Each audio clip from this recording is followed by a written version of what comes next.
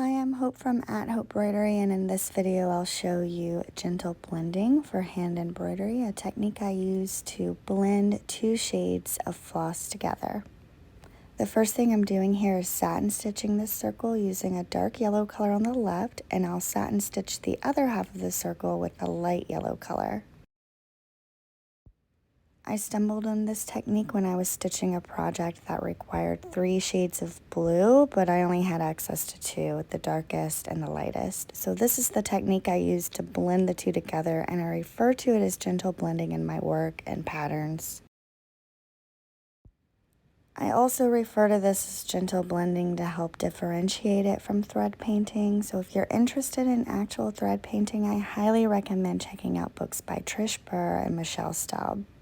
Now that the base satin stitching is done, I'm ready to start blending. I've used all 6 strands to stitch my base, and now I'll use just 1 strand to add in the actual blending.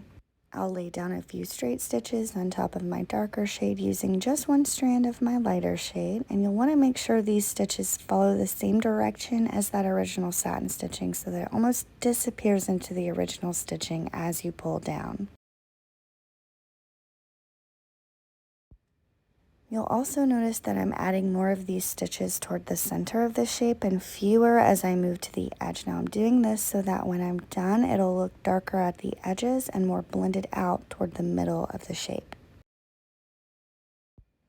Once I'm happy with the blending on the dark half, I'll move on to the lighter half.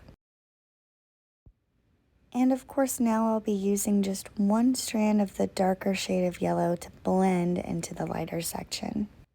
This is a fun technique to try when you're limited in the number of floss colors you have to work with, and it's also a fun way to add more interest to your pieces, especially if you use a lot of satin stitch in your work like I do.